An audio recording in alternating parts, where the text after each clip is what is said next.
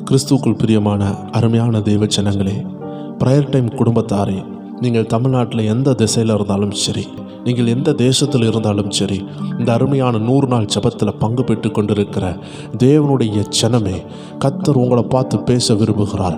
கர்த்தர் உங்களை பார்த்து தீர்க்க தரிசனமாக உங்களை கூப்பிட விரும்புகிறார். உங்களுடைய தேவைகளை அவர் சந்திக்கிறதுக்கு வந்திருக்கிறார்.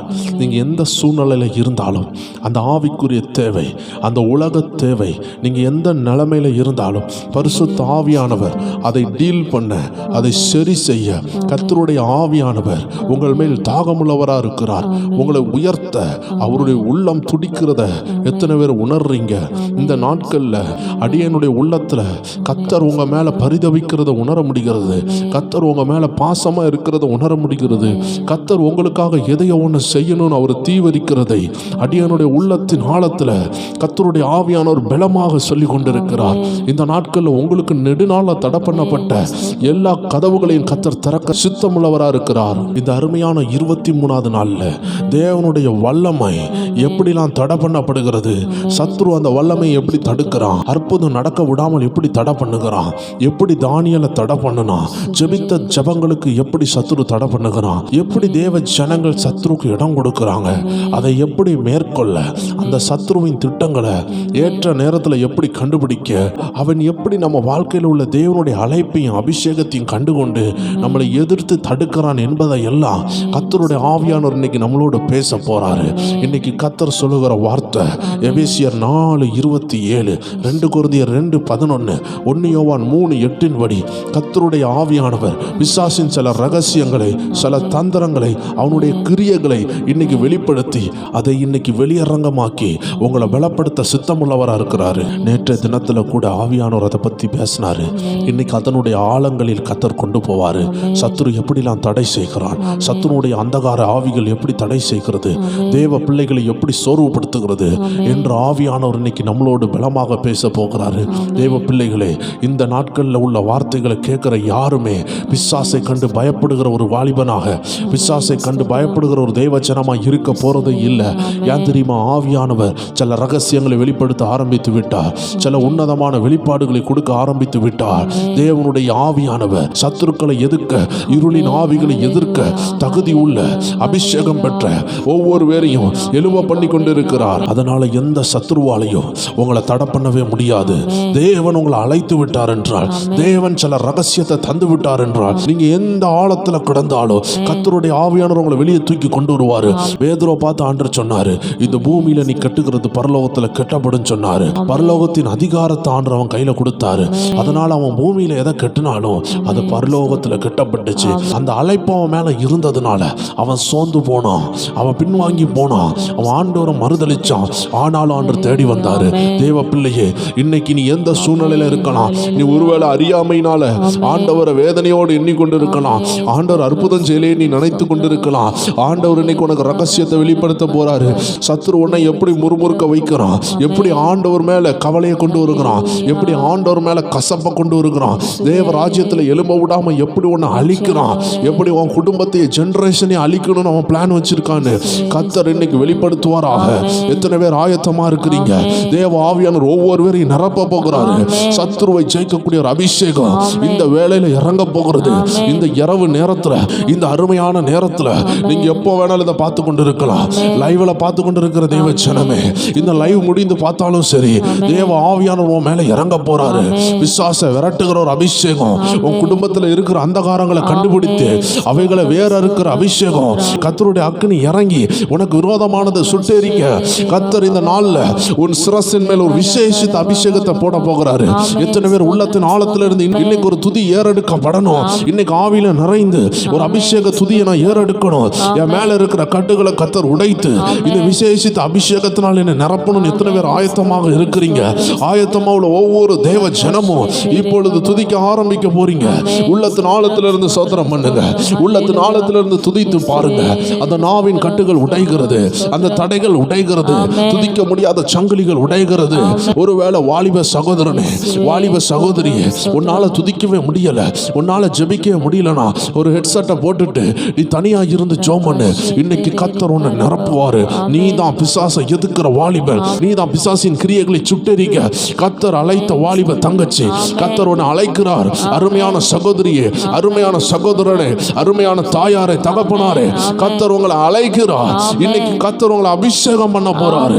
ஒரு விசேஷித்த அபிஷேகம், பிசாசுகளை எரிக்கிற, பிசாசுகளை விரட்டுகிற ஒரு வல்லமையான கிருபை, அந்த விசுவாசத்தின் மகிமை உங்க மேல இறங்க போகிறது. உள்ளத்தின் ஆழத்திலிருந்து தேவனை உயர்த்துவோமா தேவ ஜனமே? அவருடைய மகிமை இன்னைக்கும் குறையவில்லை, அவருடைய அபிஷேகம் இன்று மங்கி போகவில்லை. இயேசு நேற்றும் இன்றும் என்றும் மாறாதவராக இருக்கிறாரு. அன்னைக்கு அவர் லேகியோனை விரட்டினது உண்மை என்றால், அன்னைக்கு அந்தகார ஆவிகளை விரட்டினது உண்மை என்றால், இன்றும் கர்த்தர் அதே தேவனாக, அதே அதிகாரத்தை உங்கள் மேல் கொடுக்கிறவராக இருக்கிறாரு. அன்னைக்கு அவர் தான் விரட்டினாரு. இன்னைக்கு உங்களை கொண்டு சத்துருவை விரட்டுகிறதற்கு, உங்களை கொண்டு வெற்றியை கொண்டு வருகிறதற்கு அவர் வல்லமையை உங்களுக்கு தருகிறவராக இருக்கிறாரு. எல்லாரும் கைகளை தட்டி துதிப்போமா? உங்க வல்லமைகள் குறைந்து போகவில்லை, உங்க உயிர்த்தெழுதல் மகிமை மாறவில்லை. உங்க வல்லமைகள் குறைந்து போகவில்லை, உங்க உயிர்த்தெழுதல் மகிமை மாறவில்லை. ஏசப்பா, உங்க நாமத்தில் அற்புதங்கள் என்று நடக்குது. ஓ இயேசுவே, உங்க நாமத்தில் அற்புதங்கள் என்று நடக்குது. பேய்கள் ஓடுது, நோய்கள் தீருது, பேய்கள் ஓடுது, எல்லா நோய்கள் தீருது. பாவங்கள் பறந்தோடுது, எல்லா பாவங்கள். எல்லாரும் உள்ளத்தின் ஆழத்துல இருந்து சொல்லுங்க, உங்க வல்லமைகள் குறைந்து போகவில்லை, உங்க உயிர்த்தெழுதல் அவருடைய வல்லமை குறையவில்லை தேவ ஜனமே. ஆமென். இயேசப்பா, உங்க நாமத்தில் அற்புதங்கள் நடக்குது. இயேசப்பா, உங்க நாமத்தில் அற்புதங்கள் நடக்குது. துன்பங்கள், தொல்லைகள், வியாதிகள், வறுமைகள் வந்தாலும் நம் இயேசு குணமாக்குவார். துன்பங்கள், தொல்லைகள், வியாதிகள், வறுமைகள் வந்தாலும் நம் இயேசு குணமாக்குவார். விசுவாசம் நமக்குள் இருந்தால் போதும், விசுவாசம் நமக்குள் இருந்தால் போதும். தேவ மகிமையை கண்டிடுவோம், தேவ மகிமையை கண்டிடுவோம். உந்தன் வல்லமைகள் குறைந்து போகவில்லை, உங்க உயிர்த்தெழுதல் மகிமை மாறவில்லை. உங்க வல்லமைகள் குறைந்து போகவில்லை, உங்க உயிர்த்தெழுதல் மகிமை மாறவில்லை. உங்க வல்லமைகள் குறைந்து போகவில்லை, உங்க உயிர்த்தெழுதல். நல்லா சொல்லுவோமா? உள்ளத்தின் ஆழத்துல இருந்து அந்த வல்லமை குறையல, அன்னைக்கும் குறையல, இன்னைக்கும் குறையல, இனிமேலும் குறையாது. வல்லமை குறையாது, இயேசுவின் வல்லமை குறையாது. அந்த வல்லமை இறங்குறதற்கு வழிகளை ஆயத்தப்படுத்துவோமா? அந்த வல்லமை இறங்குறதற்கு நம்மளுடைய வழிகளை ஆயத்தப்படுத்துவோம், நம்ம இருதயத்தை ஆயத்தப்படுத்துவோம். ஏசப்பாவின் வல்லமை இறங்குகிறது. பெற்றுக்கொள்ளுங்க தேவ ஜனமே. உங்களை டிஸ்டர்ப் பண்ணுகிற அந்தகார ஆவிகள், இருளின் ஆவிகள் உங்களை விட்டு, உங்க குடும்பத்தை விட்டு, உங்க தொழிலை விட்டு, உங்கள் சரீரத்தை விட்டு அது வெளியே ஏறுகிறதை இப்பொழுது உணர்வீர்கள். அந்த கட்டு உடைகிறது. நீங்க ஆராதிக்க தொடங்கின உடனே அலங்கங்கள் அசைகிறது. சில பந்தனங்கள், சில கட்டுகள், நெடுநாள் போராட்டங்களை கர்த்தருடைய ஆவியானவர் வெளியே எடுக்கிறார். இருளின் ஆவிகள் வெளியே எடுக்கிறது, ஓடுகிறது. அல்ல ஆராதிங்க, ஒரு அக்கினி இறங்குகிறது. ஏசப்பா, உங்க நாமத்தில் அற்புதங்கள் நடக்குது. ஏசப்பா, சொல்லுங்க சொல்லுங்க, நாமத்தில் ஓ அற்புதங்கள் என்ன நடக்குது. பேய்கள் ஓடுது, நோய்கள் தீருது, பேய்கள் ஓடுது, நோய்கள் தீருது. பாவங்கள் பறந்தோடுது. எல்லா தேவச்சனமும் சொல்லுங்க, அந்த பாவம் பறந்து ஓடுது இயேசுக்கு முன்னாடி. குறைந்து போக, அப்பாவை அவருடைய வல்லமை குறையல தேவ ஜனமே. அந்த வல்லமை இறங்குறதுக்கு ஒரு வாசலை நம்ம உருவாக்கணும். அன்னைக்கு 120 பேர் மேலறையில காத்திருந்தாங்க. அந்த வல்லமை இல்லைன்னு சொல்ல முடியாது. நம்ம காத்திருக்காம இருக்கலாம், நம்ம செவிக்காம இருக்கலாம். அதெல்லாம் சரியாக்குவோமா? உள்ளத்தின் ஆழத்துல இருந்து துதி மகனே, நீ இருக்கிற இடத்துல ஒரு அபிஷேகம் இறங்குது. அந்த பிசாசுகளை விரட்டுகிற ஒரு அபிஷேகம். இருளின் ஆவி உன்னை கண்டு ஓடும். உன் அறையில அடிக்கடி வருகிற அந்த நிழலை போல வருகிற, யாரோ நடந்தது போல இருக்கிற, உங்க வீட்டு மாடியில நடக்கிற சத்தம் இன்னைக்கு ஒளிகிறது. அந்த பிசாசுகள் ஓடுகிறது. தேவ ஆவியானவர் உன் குடும்பத்துக்குள்ள இறங்குறாரு. ஓ, சிலருடைய வாழ்க்கையில தொழில இருக்கிற கட்டு, ஒரு டீச்சருக்கு பின்னாடி நிக்கிற ஒரு வில்லிசூனி ஆவியானவர் காட்டுகிறாரு. அந்த டீச்சருடைய பின்னாடி நிக்கிற அந்த வல்லமைகள் எரிகிறது. அநேகருடைய பிசினஸ் உள்ள வல்லமைகளை கத்தர் எரித்து சாம்பலாக்குகிறார். சிலர் ஊழியத்தில் எழும்ப முடியாம கட்டி வைத்திர ஆவிகள் எரிகிறது. ஆமென். உயிர்த்தெழுதல் மகிமை மாறவில்லை, உங்க வல்லமைகள் குறைந்து போக. சொல்லுங்க அந்த வார்த்தையை சொல்ல சொல்ல அற்புதம். உங்க வல்லமைகள், அவருடைய வல்லமை குறையவில்லை தேவ ஜனமே.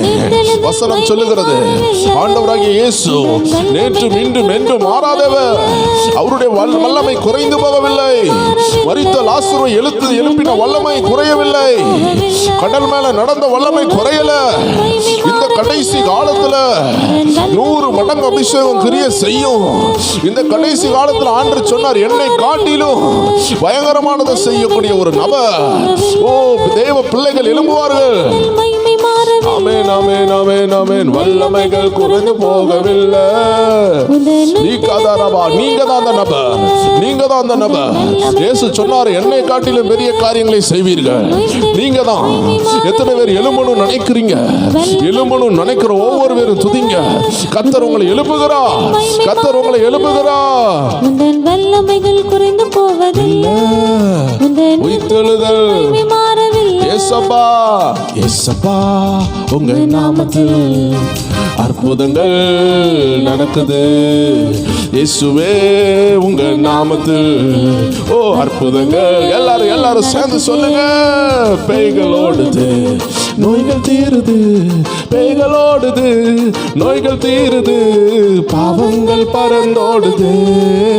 எல்லா பாவங்கள் இருக்கிற இடத்துல அபிஷேகம் இறங்குது. அந்த கட்டுகள் உடைகிறது. சிலருடைய கால்களை கட்டி வைத்தான் சத்ரு. சிலருடைய கிட்னிகளை கட்டி வைத்தான். சிலருடைய ஹார்ட்டை கட்டி வைத்தான். இருதய பலவீனமாகிறது. கர்த்தர் உன் மேல் சுவாசத்தை ஊதுகிறார். Receive healing in Jesus name. அந்த ஹார்ட் அட்டாக்ல இருந்து விடுதலை கர்த்தர் இறங்குகிறார். ஹார்ட் அட்டாக் மாறுகிறது. மெண்டல் இல்னஸ் மாறுகிறது. கட்டுகள் உடைகிறது. ஏதோ அசுத்தாவி உன்னை விட்டு வெளியே போகிறது நீ உணர்கிற. யாரோ உனக்குள்ள இருந்து வெளியே போகிறான். அதுதான் அந்த அசுத்த கிரியைகள். நெடுநாள் கட்டு உடைகிறது. Receive the healing in Jesus name. இயேசுவின் நாமத்தில் ஒரு ஹீலிங்கை பெற்றுக்கொள் மகனே. ஹீலிங்கை பெற்றுக்கொள் மகளே. கர்த்தர் உன்னை தொடுகிறார். அந்த பிசிஓடி பிரச்சனை ஓடுகிறது. அந்த ஃபைப்ராய்டு உடைகிறது. அந்த கேன்சர் எரிகிறது. சொல்லுங்க, அது இயேசுவின் நாமத்தில் அந்த கேன்சர்கள் எரிவதாக. மகிமை மாறவில்லை, உங்க வல்லமைகள் குறைந்து போகவில்லை. உங்க உயிர்த்தெழுதல் மகிமை மாறவில்லை. உங்க வல்லமைகள் குறைந்து போகவில்லை. உங்க உயிர்த்தெழுதல் மகிமை மாறவில்லை. உங்க வல்லமைகள் குறைந்து போகவில்லை. உங்க உயிர்த்தெழுதல் மகிமை மாறவில்லை. உங்க வல்லமைகள் குறைந்து போகவில்லை. உங்க உயிர்த்தெழுதல் சர்ப்பங்களை தேலுகிற எரிக்கிற ஒரு அபிஷேகம் இறங்குது. சர்ப்பங்களை தேலுகளை எரிக்கிற ஒரு அபிஷேகம் இறங்குது. இருக்கிற இடத்துல சூறாவளி போல ஒரு காற்று இறங்குறத நான் தரிசனத்துல பார்க்கிறேன். உன்னை சுற்றி எடுத்து நீ எங்க போகணுமோ, நீ எங்க உயர்வுல இருக்கணுமோ, உன்னை தூக்கிட்டு போக போகுது. உன்னை தூக்கிட்டு போக போகுது. பிலிப்பை தூக்கின ஆவியானவர் உன்னை தூக்கிட்டு போறாரு. இந்த இடத்துல நீ இருக்கிறது தேவ சுத்தமானால் மட்டும்தான் இருப்ப. நீ எங்க இருக்கணுமோ உன்னை தூக்கி உன் சிங்காசனத்துல உட்கார வைக்கிறதுக்கு கர்த்தருடைய அபிஷேகம் வந்துட்டு பெற்றுக்கொள், பெற்றுக்கொள் மகனே. கர்த்தர் நிரப்புகிறாரு, கர்த்தர் நிரப்புகிறாரு. சிலருடைய ஜாடி நிரம்பி வழிகிறது. சில வாலிபர்களை கர்த்தர் தொடுகிறாரு. உங்க குடும்பத்துல சில வாலிபர்களை தொடுகிறாரு. ஐசக்குன்னு சொல்ற ஒரு வாலிபனை கர்த்தர் தொடுகிறாரு. லீகா தாரா பாபா பாமா லியாந்தாலா ராபா விஷ்ணு சொல்ற ஒரு வாலிபனை கர்த்தர் தொடுகிறாரு. லீபா ராசோ தோரபோ லியாந்தாலா ராபா சந்தலா ராபா கர்த்தர் தொடுகிறார், கர்த்தர் தொடுகிறார், கர்த்தர் தொடுகிறார். வாலிப பிள்ளைகளை தொடுகிறார். உங்க குடும்பத்தில் உள்ள வாலிப பிள்ளைகளை தொடுகிறார். அந்தகார ஆவிகளின் கட்டுகள் உடைகிறது. உந்தன் வல்லமைகள் குறைந்து போகவில்லை, உங்க உயிர்த்தெழுதல் ஓ இயேசப்பா, உங்க நாமத்தில் அற்புதங்கள் என்று நடக்குது. இயேசப்பா, உங்க நாமத்தில் அற்புதங்கள் என்று நடக்குது. பேய்கள் ஓடுது, நோய்கள் தீருது. பேய்கள் ஓடுது, நோய்கள் தீருது. பாவங்கள் பறந்தோடுது, எல்லா பாவங்கள் உங்க வல்லமைகள் குறைந்து போகவில்லை, உங்க உயிர்த்தெழுதல் ஆமென். அபிஷேகம் இறங்கி கொண்டே இருக்குது. ஒரு அருவி போல இறங்குது. உன்னுடைய முடியை எடுத்து பில்லி சுனியம் செஞ்சவங்கள கர்த்தர் தொடுறாரு. ஒரு சகோதரியுடைய முடியை எடுத்து பில்லி சுனியம் வல்லமைகள்ல செஞ்சிருக்காங்க. கர்த்தருடைய அக்கனி அங்க இறங்குது. உனக்கு விரோதமா இருக்கிற அந்த நபர் மேல, அந்த குடும்பத்துல கர்த்தருடைய அக்கனி இறங்குது. அவங்க மனம் திரும்புவாங்க. ஹalleluya, ஹalleluya. மந்திர சூனியம் செய்வின கட்டுகள் இன்றே நம் இயேசு உடை தெரிவார். மந்திர சூனியம் செய்வின கட்டுகள் இன்றே நம் இயேசு உடை தெரிவார். ஆவியானவர் நமக்குள் இருப்பதால், ஆவியானவர் நமக்குள் இருப்பதால் அசுத்த ஆவியை துரத்திடுவோம், உலகத்தை நாம் கலக்கிடுவோம். உங்க வல்லமைகள் குறைந்து போகவில்லை. உங்க சிலருடைய வாழ்க்கையில நெக்ஸ்ட் லெவல் வருகிறத நான் பார்க்கிறேன். கர்த்தர் உன்னை நெக்ஸ்ட் லெவல்ல கொண்டு போறாரு. உன்னை பெர்ஃபெக்ட்டா அபிஷேகத்துல நிரப்பி கொண்டு இருக்கிறார். உன்னை முழுவதும் நிரப்புகிறார். உன் லெவல் மாறுது. உன் லெவல் மாறுகிறதை கர்த்தர் காட்டுகிறார். தேவ ஜனமே, அடியேன் ஆவியில பார்க்கிறேன். கர்த்தர் உன்னை பெர்ஃபெக்ட்டா மாத்துறாரு. வல்லமைகள் குறைந்து போகவில்லை, உங்க உயிர்த்தெழுதல். சாத்தானின் சதிகளா, சாத்தானின் சதிகளா, சாபத்தின் வாழ்க்கையா, இன்றே நம் இயேசு உடை தெரிவா.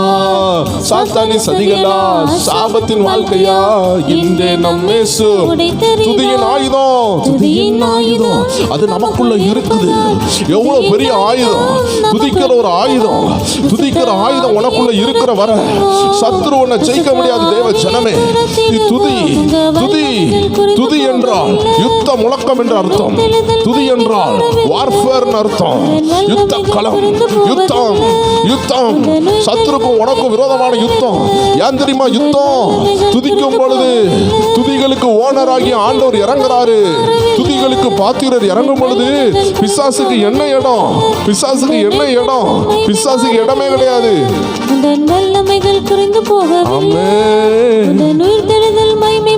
ஆமென், ஆமென், ஆமென், ஆமென். வல்லமைகள் குறைந்து போகவில்லை. ஆமென், ஆமென், ஆமென், ஆமென். வல்லமைகள் குறைந்து போகவில்லை. சொல்லுவோம், உயிர்த்தெழுதல் மகிமை மாறவில்லை. உங்க வல்லமைகள் குறைந்து போக சொல்ல சொல்ல விடுதலை, சொல்ல சொல்ல கட்டு உடைந்து ஒரு தம்பி ஆண்டவர் காட்டுறாரு. நீ ஆண்டவருடைய பிள்ளை இல்ல மகனே. நீ ஆமென் ஆண்டவர் அறியாத ஒரு குடும்பத்தில் உள்ள பிள்ளையா இருக்கிற. இனிமே ஆண்டவர் உன் மேல இறங்குறாரு, உன் மேல இறங்குறாரு. நீ ஏசப்பா பிள்ளையா மாறுற. கர்த்தர் உன்னை தொடுகிறாரு. நீ ஏதச்சி அதை பார்த்து கொண்டு இருக்கிற. கர்த்தர் உன்னை தொடுகிறாரு. இந்த சேனலுக்குள்ள வரணும் நீ நினைக்கல. ஏதச்சியா இந்த வார்த்தையை நீ கேட்கிற. நீதான், நீதான், நீதான். ஓ, நீ தெரியாம இந்த வீட்டுக்குள்ள வந்த. இன்னைக்கு இதை கேட்டுக்கொண்டு இருக்கிற. உன் கையில ஒரு கயர் கட்டப்பட்டிருக்கு. ஒரு கருப்பு கலர் கயர் உன் கையில கட்டப்பட்டிருக்கு. நீ ஏதச்சியா அந்த வீட்டுக்குள்ள வந்த. கர்த்தர் உன்னை பார்த்து தான் பேசுறாரு. உன்னை தொடுறாரு. உன் குடும்பத்தை மாத்துறாரு. ஓ, நீ இயேசுவால் தெரிந்து கொள்ளப்பட்டவன். உனக்கு இயேசு வேண்டும். உன் பாவம் மன்னிக்கப்பட வேண்டும் என்று ஆண்டவர் உன்னோடு பேசுகிறாரு.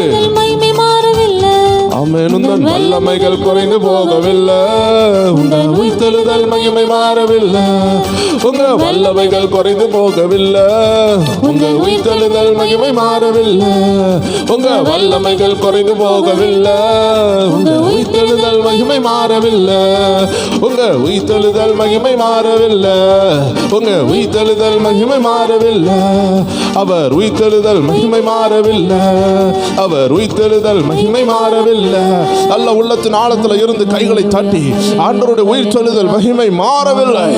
அவருடைய உயிர்த்தெழுதலின் வல்லமை மாறவில்லை. அவருடைய அபிஷேகம் மாறவில்லை. அவருடைய கட்டுகளை உடைக்கிற அபிஷேகம் உங்களை விட்டு உங்கள் குடும்பத்தை விட்டு மாறவில்லை. அவர் கட்டுகளை உடைத்து கொண்டிருக்கிறார். உங்க எல்லைகளை விசாலமாக்குகிறார். எங்கெல்லாம் லாக்கா இருந்ததோ, எந்தெந்த பவுண்டரி எல்லாம் சின்னதா இருந்துச்சோ, ஆண்டவர் பவுண்டரிஸை பெருசாக்குகிறார். உங்க குடும்பத்துல இருந்து சில அற்புதமான நபர்களை வெளியே கொண்டு வருவாரு. உங்க குடும்பத்துல இருந்து அன்னாயிண்டட் நபர்கள் வெளியே வருவாங்க. எத்தனை பேர் தீர்க்க தரிசனமா அதை ஏற்றுக்கொள்றீங்க? Some people will rise from your house. God will rise a person from your house who is such anointed. கர்த்தர் சில அபிஷேகம் உள்ள நபர்களை, சில அபிஷேகத்தை சுமக்கிற பாத்திரங்களை உங்க வீட்டில் வச்சிருக்கிறாரு. அவர்கள் வெளியே வருகிற காலம், அவர்கள் வெளியே வருகிற நேரம், இதை யாராலையும் தடை பண்ண முடியாது. தேவ ஜனமே, உன்னை தடை பண்ணணும்னு நினைச்ச அந்த தடை இன்னைக்கு உடைகிறது. அந்த தடை, அந்த லிமிட்டேஷனை கர்த்தர் உடைகிறார். அந்த கடன் உன்னை தடை பண்ணினதா, அந்த வியாதி உன்னை தடை பண்ணினதா, அந்த சோறு உன்னை தடை பண்ணினதா, கர்த்தர் அந்த தடையை இன்னைக்கு உடைக்கிறார். உன் வாழ்க்கையில் நெக்ஸ்ட் லெவலுக்கு அவர் பிராமிஸ் பண்ணுகிறார். அவர் ப்ராஃபஸி தருகிறார். நீ அதை பெற்றுக்கொண்டு நீ முன்னேறுவாயாக. உனக்கு பின்னாக இருந்து உன்னை கிரிப் போட்டு உன்னை தடை பண்ணி உன்னை முன்னேற விடக்கூடாதுன்னு உன்னை லாக் பண்ண ஆவிகளை கர்த்தர் உடைக்கிறார். அந்த சங்கிலிகளை உடைக்கிறார். You are free now. நீங்க இப்பொழுது விடுதலையாகி இருக்கிறீங்க.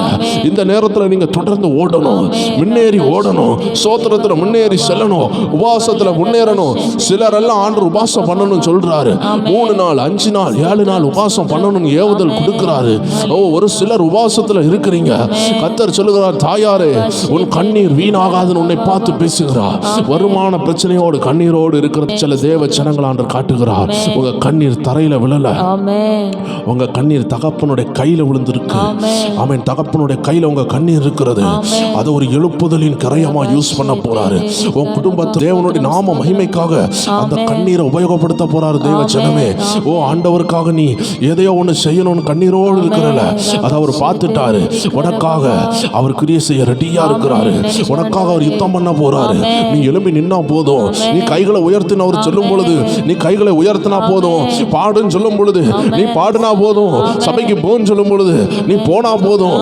வேதத்துல சிமியோன் ஒரு தெய்வ மனிதன் இருந்தாரு. அந்த மனிதன் மேல கர்த்தருடைய ஆவியானவர் பலமாக அசைவாடி கொண்டிருந்தாரு. தேவனாகிய கர்த்தருடைய கிறிஸ்துவை நீ காண்பதற்கு முன்பதாக, இஸ்ரவேலின் ரட்சிப்பை நீ காண்பதற்கு முன்பதாக நீ மரிப்பதில்லைன்னு அந்த மனிதனுக்கு ஒரு தீர்க்க தரிசனம் உண்டாயிருந்தது. தேவ பிள்ளையே, அந்த தீர்க்க தரிசனம் நிறைவேறதுக்கு முன்னாடி அவர் மரிப்பதில்லைன்னு சொன்ன அந்த வார்த்தை அவருக்குள்ள கிரியை செய்ய ஆரம்பித்தது. பரிசுத்த ஆவியானவர் அவரை நடத்தி ஆலயத்துக்கு கொண்டு போக வைத்தாரு. தேவ ஜனமே, அந்த நேரம் தான் ஆண்டவராக இயேசுவும் அவருடைய அம்மா அப்பாவும் அந்த இடத்துல வாராங்க. தேவ பிள்ளைகளே, எவ்வளவு அக்குரேட்டா ஆவியானவர் நடத்துகிறார் பாருங்க. இன்னைக்கு ஆவியானவர் ஒரு இடத்துக்கு போன்னு சொன்னா நீங்க போகணும். ஆவியானவர் ஒரு இடத்துக்கு போகாதன்னு சொன்னா நீங்க போகக்கூடாது. அந்த ஃபெல்லோஷிப்புக்குள்ள யாரெல்லாம் வரணும்னு நினைக்கிறீங்க, அந்த உன்னதமான ஆவியானவருடைய ஃப்ரெண்ட்ஷிப்புக்குள்ள, அந்த ஃபெல்லோஷிப்புக்குள்ள எத்தனை பேர் வரணும்னு நினைக்கிறீங்க? கர்த்தர் அந்த தடையை தாண்டி உங்களை தூக்குகிறார். கர்த்தர் தடையை தாண்டி தூக்குகிறார். பெற்றுக்கொள்ளுங்க ஒரு பலத்த அபிஷேகத்தை. இனிமேல் கர்த்தருடைய ஆவியானவர் உங்களோட பேச விரும்புகிறார். எங்க போகணும், என்ன செய்யணும், எதை செய்யணும், எதை செய்யக்கூடாது, யார்கிட்ட பேசணும், யார்கிட்ட பேசக்கூடாது, எப்போ ஜெபிக்கணும், எப்போ சைலண்டா இருக்கணும், எப்போ யுத்தம் பண்ணணும், எப்போ ஆராதிக்கணும், எப்போ வேதத்தை தியானிக்கணும், எதை தியானிக்கணும், எப்போ எதை எங்க வச்சு எந்த நேரத்தில் எப்படி செய்யணும்னு உங்க கூடவே இருந்து ஒருவர் வழி நடத்த போகிறாரு. ஆண்டவர் உங்க கூட இடைப்பட போகிறாருன்னு ஆவியானவர் பேசுகிறாரு. உங்க கைகளை பிடித்து ஒருத்தர் நடத்த போறாரு. இனி நீங்க தனிமை அல்ல, தனிமை அல்ல, தனிமை அல்லன்னு ஆவியானவர் பேசுகிறாரு. நீங்க டாக்டரா இருக்கலாம், நீங்க இன்ஜினியரா இருக்கலாம், நீங்க உயர்ந்த பதவியில இருக்கலாம், ஒருவேளை ஏழ்மையா இருக்கலாம், ஒருவேளை வேலை இல்லாம இருக்கலாம். இந்த எந்த லெவலும் அவன் கர்த்தராகிய இயேசுவின் அன்பை விட்டு இதெல்லாம் உங்களை பிரிக்காது. நீங்க எந்த நிலைமையில இருந்தாலும் ஆண்டவர் சொல்லுகிறாரு, நான் உன் கையை பிடித்து நடத்த போறேன், உன் கூட நான் வரப்போறேன். நீ தேவனால் நடத்தப்படுகிற மனுஷனாக, மனுஷியாக மாற போகிற. நீ ஒருவேளை கட்டல்ல படுத்து இருக்கலாம், வியாதியில கிடக்கலாம், உன் கூட ஆண்டவர் பேசுவாரு, தரிசனங்களை காட்டுவாரு, என்ன நடக்க போதுன்னு பேசுவாரு. அந்த அபிஷேகத்திற்கு உன் வியாதி தடை கிடையாது. அந்த அபிஷேகம் உன் மேல இறங்க அந்த கடன் தடை கிடையாது. அந்த அபிஷேகம் உன்னை நடத்துறதுக்கு உன் படிப்பு இல்லாம தடை கிடையாது. நீ முழு உள்ளத்தோட ஆண்டவர் நோக்கி கேட்பா என்றால் இன்னையில இருந்து ஒருவர் உன் கரத்தை பிடித்து நடத்துவேன் வாக்கு பண்ணுகிறார். எத்தனை பேர் சொல்றீங்க என் கரத்தை பிடியும் அப்பா, என்னை நடத்தும் ஆண்டவரே, என்னோடு பேசும் ஆண்டவரே, என்னோடு இடைப்படும் ஆண்டவரே, ரகசியங்களை வெளிப்படுத்துவா. பல நாட்களாக நான் ஜெபித்தேன் ஆண்டவரே, நான் பேசும்போது என் கூட வாங்க ஆண்டவரே, நான் பேசும்போது என் கூட இருந்து பேசுங்க ஆண்டவரே, நீங்க உண்மையா இருக்கிறத நான் பார்க்கணும் ஆண்டவரே. பல வருஷம் தியாலஜி படிச்சுட்டு ஆண்டவரே, தியாலஜினால ஒன்றும் இல்லையப்பா, ஆண்டவரோடு பேசணுமே தாகத்தால நிரம்பினேன். கர்த்தருடைய ஆவியானவர் அடியனை நிரப்ப ஆரம்பித்தாரு. திரளாய் அவருடைய ஆவியை ஊற்றினாரு. அவருடைய அபிஷேகம் இறங்கினது. என் அறையில் அவர் பேசுகிறத நான் பார்க்க ஆரம்பித்தேன். அந்தகார ஆவிகள் எப்படி கிரியை செய்துன்னு காமிச்சு தந்தாரு. ஒரு ஆளை பார்க்கும் பொழுது அந்த ஆளுக்கு பின்னாடி உள்ள அந்தகார ஆவியை காமிச்சு தருவாரு. எனக்கு 2 கண் ஆப்ரேட் ஆக ஆரம்பித்தது. மாம்சத்தில் நான் அந்த மனுஷனை பார்த்துக்கிட்டு இருப்பேன், ஆவியில் அந்த மனுஷனுக்கு பின்னாடி இருக்கிறதையும் பார்ப்பேன். சில நேரம் ஜெபிக்கும் பொழுது மனுஷனுக்கு பின்னாடி சிலப்போ சங்கிலிகளா என்று காட்டுவாரு, சிலப்போ சில சர்ப்பம் நிற்கிறத காட்டுவாரு, சில மாடு நிற்கிறத காட்டுவாரு, வில்லிசூனியங்களை காட்டி தருவாரு. நம்ம அதை கடிந்து ஜெபிக்கும் பொழுது அதை அழிகிறத அப்படியே காட்டுவாரு. இன்னைக்கு ஆண்டவர் உன் கண்ணை திறக்க சித்தமா இருக்கிறாரு, உன் காதை திறக்க சித்தமா இருக்கிறாரு. சிலருடைய இருதயங்களை திறந்து கொண்டு இருக்கிறாரு. சிலருடைய வீட்டுல பரிசுத்த ஆவியானவர் பனி போல இறங்கி கொண்டிருக்கிறாரு, மின்னலை போல இறங்கி கொண்டிருக்கிறாரு. சிலர் மேலலாம் அந்த அபிஷேகம் இறங்கின அந்த டச் இன்னும் குறையல, உங்க மேல அபிஷேகம் இறங்கிட்டே இருக்குது. அந்த மின்னல் இறங்குறத ஃபீல் பண்ணிக்கிட்டே இருக்கிறீங்க. சிலரெல்லாம் அந்த அபிஷேகம் உங்க மேல ஊற்றப்படுகிறத, அந்த கரண்ட் இறங்கிட்டே இருக்கிறத ஃபீல் பண்றீங்க. சிலர்லாம் அழுதுகிட்டு இருக்கிறீங்க. ஆண்டவர் உங்களை கைவிட மாட்டார். தெய்வச்சனமே, உங்களை வெட்கப்படுத்த, உங்களை கைவிட அவர் அழைக்கவே இல்லை. வேதத்துல எந்த மனிதனையும் எடுத்துக்கொள்ளுங்க, அவங்கள வெட்கப்படுத்தவோ அவங்கள கவலைப்படுத்தவோ ஆண்டவர் அழைக்கல. வேதம் சொல்லுகிறது, நம்மை போல் பாடுள்ள மனிதன் தான் எலியா. அவன் கருத்தா ஜெபித்தான். கருத்தா ஜெபித்தான் என்றால் கான்சென்ட்ரேஷனோட ஜெபித்தான்னு மட்டும் அல்ல, அவன் முழு உள்ளத்தோடு ஜெபிக்கிறான். ஒரு கிறிஸ்தவன் கான்சென்ட்ரேட்டடா எப்படி ஜெபிக்க முடியும்னா, அவன் ஒரு மனதோட ஜெபிக்கணும். அந்த ஒரு மனம் சொல்லுகிறது அவனுடைய ஆவி அவன் கூட எங்கேஜ் ஆகணும். அவன் ஆத்துமா, அவன் சோல், அவன் மைண்டுன்னு சொல்லக்கூடிய அந்த ஆத்துமா எங்கேஜ் ஆகணும். உள்ளான மனிதன் எங்கேஜ் ஆகணும். அவனுடைய சரீரமும் ஒத்தழைத்து, ஆவி ஆத்மா சரீரம் 3 சேர்ந்து வருகிறது தான் ஆமென் கான்சென்ட்ரேட்டட் பிரேயர். நீங்க ஆமென் உலகத்தான போல சிந்தனையில மட்டும் வேற எதையும் யோசிக்காம ஜெபிச்ச ஆண்டவர் கேட்பாருன்னு நினைச்சா அது ஒரு தவறான விஷயம். ஆமென். வேதம் சொல்லுகிறது, எலியா கருத்தாய் ஜெபித்தான். கருத்தாய் மீன்ஸ் என்ன? கருத்தாய் என்றால் என்ன? முழு உள்ளத்தோடு, முழு ஆத்மாவோடு, முழு பலத்தோடு, முழு சிந்தையோடு நீ ஜெபிக்கணும். அப்படி என்றால் உன்னை கவலைப்படுத்துற அந்த கவலையை ஓரமா தூக்கி வைக்கணும். ஏன்னா முழு மனசா ஜெபிக்கிறதுக்கு தடை உன்னுடைய கவலை, உன் வியாதி, உன் கடன், உன்னுடைய வேலை இல்லாம, உன் படிக்காத தன்மை, திருமணம் ஆகலே, குழந்தை இல்லையே, அது இல்லையே, இந்த வியாதி எப்படி மாறும்? தேவ பிள்ளையா, அதை ஒரு 5 நிமிஷம் ஒதுக்கி வச்சுட்டு ஆண்டு சமூகத்துல கருத்தா ஜெபித்து பாரு. கருத்தா ஜெபிக்கும் போது உன்னை மறந்து நீ ஜெபிப்ப. அதான் நான் சொன்னேன், உன் கடன் ஆண்டோட அபிஷேகத்தை தடை பண்ணாது. ஆண்டவர் உனக்கு ஒரு பாடு தந்திருக்காருன்னா அதுக்கு பின்னாடி 10,000 பர்பஸ் இருக்கும், பல லட்சம் திட்டம் இருக்கும். அந்த திட்டத்தை கண்டுபிடி மகனே, அந்த திட்டத்தை கண்டுபிடி மகளே என்று கர்த்தர் உங்களை அழைக்கிறார். நீங்க யோசிக்கலாம், இவர் என்னுடைய வியாதிக்காக ஜெபிக்கவில்லையே, இவர் என்னுடைய கடனுக்காக ஜெபிக்கவில்லையே. தேவ பிள்ளைகளே, அது எல்லாம் தானா மாறும். ஏன் தெரியுமா? நீங்க அதெல்லாம் காட்டிலும் வெளியேற பெற்றதை தேடி வந்திருக்கிறீங்க. கர்த்தர் உங்களுக்கு வாக்குத்தத்தமா கொடுத்து கொண்டிருக்கிறாரு, தீர்க்க தரிசனமா பேசி கொண்டிருக்கிறாரு. நீங்க எந்த இரவு வேணாலும், எந்த பகல் வேணாலும் பிரேயர் டைம் சேனல்ல போய் ஒரு வீடியோவை போட்டு, உங்க பிரச்சனை மத்தியில எந்த வீடியோவை போட்டு பாருங்க, உங்களுக்கு ஏற்ற வசனத்தை கர்த்தர் தருவாரு. ஏன்னா இது ஆவியின் ஜீவனுள்ள வார்த்தை. வேணா டெஸ்ட் பண்ணி பாருங்க. எந்த உபத்திரத்தின் மத்தியிலையும் நம்ம சேனலுக்குள்ள வந்து ஒரு வசனத்தை தொட்டு பாருங்க, ஒரு வீடியோவை ஆன் பண்ணி பாருங்க. அது கர்த்தர் உங்களோடு முகமுகமா பேசுவாரு. ஏன்னா இது ஆவியின் ஜீவனுள்ள வார்த்தை. உங்களுக்கு ஏற்ற நேரத்துல நீங்க எப்போ இதை தொட்டு பார்த்தாலும் இது டைம் பவுண்டுனால கட்டப்பட முடியாத வார்த்தை. இது பவுண்ட்லெஸ் ஆன வார்த்தை. இது எந்த நேரத்திலும், எந்த காலத்திலையும், எப்போ நீங்க போட்டாலும் இது உங்களோட பேசும். அது அதனால இந்த 1 ஹவர்ல ஐயோ நான் மிஸ் பண்ணிட்டேனே, நான் பார்க்கலேன்னு கவலைப்பட வேண்டாம். இது ஆவியின் ஜீவனுள்ள வார்த்தை. இதை ஒரு மணிக்கூர்னால கண்ட்ரோல் பண்ணி வைக்க முடியாது. இதை நீ எந்த மணிக்கூர்லையும் பார்க்கலாம், எப்போ வேண்டுமானும் பார்க்கலாம். உன் பிரச்சனைக்கு சொல்யூஷனை ஆவியானவர் பேசிக்கொண்டே இருக்கிறாரு. நீ செய்ய வேண்டியதெல்லாம் அதை இருதயத்தில் ரிசீவ் பண்ணி உன்னை தாழ்த்தி ஒப்பு கொடுத்து ஆண்டவர் இதை நன்மையா மாத்துவீங்கன்னு சொல்லி ஜெபிக்க ஆரம்பிக்கிறது தான் தேவ பிள்ளையினுடைய வேலை. நீங்க ஜெபித்து கொண்டே இருக்கும் பொழுது நீங்க அறியாத நேரத்தில் சிறைச்சாலை அசையும்.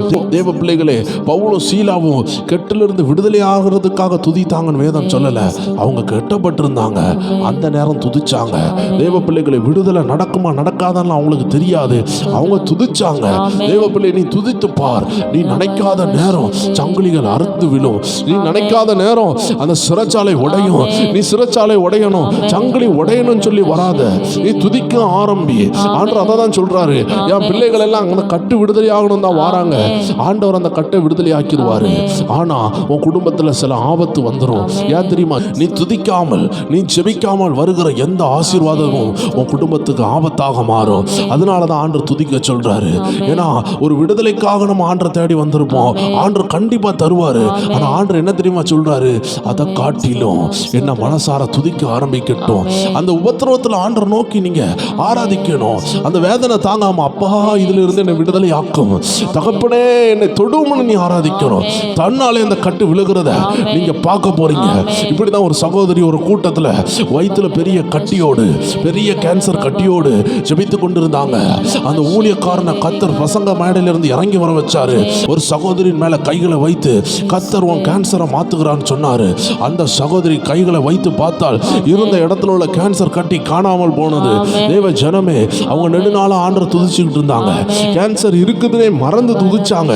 தேவ பிள்ளை, கேன்சர் இருக்கு, கேன்சர் இருக்கு, வயிறு வலி இருக்குது, அந்த பிரச்சனை இருக்கு, இந்த பிரச்சனை இருக்குன்னு சொல்லி சொல்லி துதிக்கிறத காட்டிலும் ஆண்டவரே என்னை தொடுன்னு மட்டும் ஜெபம் பண்ணுங்க.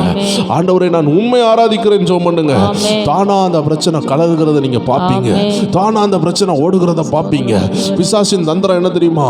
ஐயோ எனக்கு இந்த பிரச்சனை இருக்கேன்னு கவலையோடு துதிக்க வைப்பான். தேவ பிள்ளையை, தயவு செய்து ஆண்டவருக்கு கொடுக்கிற அந்த நாவின் காணிக்கை, அந்த துதி என்ற காணிக்கையை அவன் காயினை போல குறை உள்ளதா கொடுக்காம ஆபேல போல புஷ்டியா கொடுங்க.